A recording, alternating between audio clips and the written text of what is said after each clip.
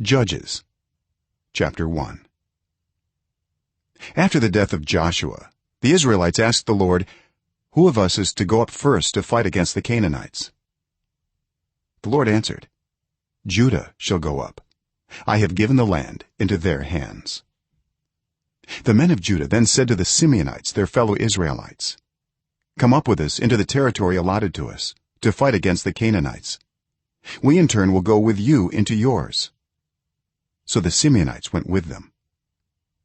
When Judah attacked, the Lord gave the Canaanites and Perizzites into their hands, and they struck down 10,000 men at Bezek. It was there that they found Adoni-Bezek and fought against him, putting to rout the Canaanites and Perizzites. Adoni-Bezek fled, but they chased him and caught him and cut off his thumbs and big toes.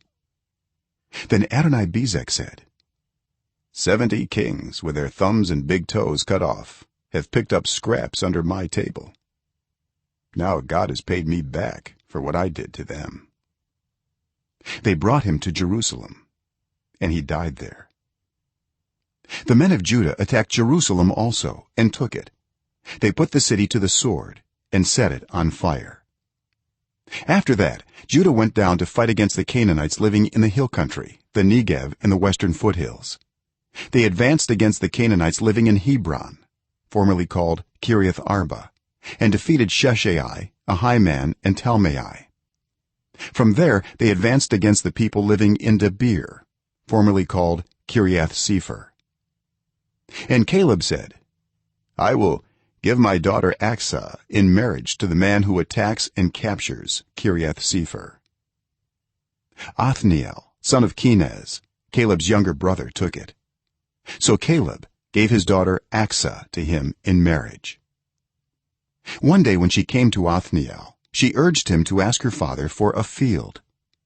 When she got off her donkey, Caleb asked her, "What can I do for you?" She replied, "Do me a special favor. Since you have given me land in the Negev, give me also springs of water." So Caleb gave her the upper and lower springs. The descendants of Moses' father-in-law, the Kenite, went up from the city of palms with the people of Judah to live among the inhabitants of the desert of Judah in the Negev near Arad. Then the men of Judah went with the Simeonites, their fellow Israelites, and attacked the Canaanites living in Zephath, and they totally destroyed the city. Therefore it was called Hormah. Judah also took Gaza, Ashkelon, and Ekron, each city with its territory. The Lord was with the men of Judah. They took possession of the hill country, but they were unable to drive the people from the plains, because they had chariots fitted with iron. As Moses had promised, Hebron was given to Caleb, who drove from it the 3 sons of Anak. The Benjamites, however, did not drive out the Jebusites who were living in Jerusalem. To this day the Jebusites live there with the Benjamites. Now the tribes of Joseph attacked Bethel, and the Lord was with them.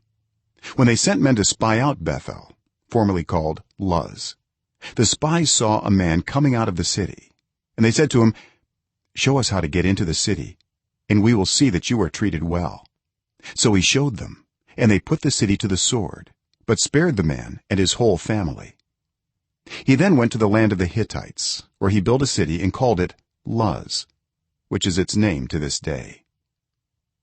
But Manasseh did not drive out the people of Bethshan or Taanach or Dor or Ibleam or Megiddo and their surrounding settlements, for the Canaanites were determined to live in that land. When Israel became strong, they pressed the Canaanites into forced labor, but never drove them out completely.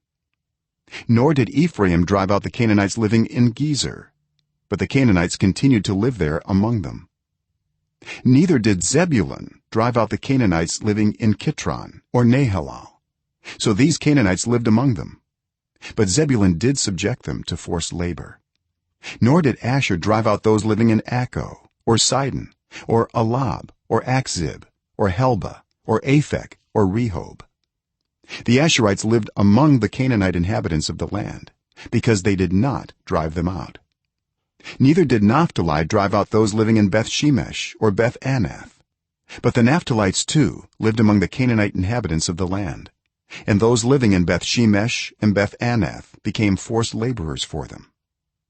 The Amorites confined the Danites to the hill country, not allowing them to come down into the plain. And the Amorites were determined also to hold out in Mount Heres, Aijalon, and Shaalbim.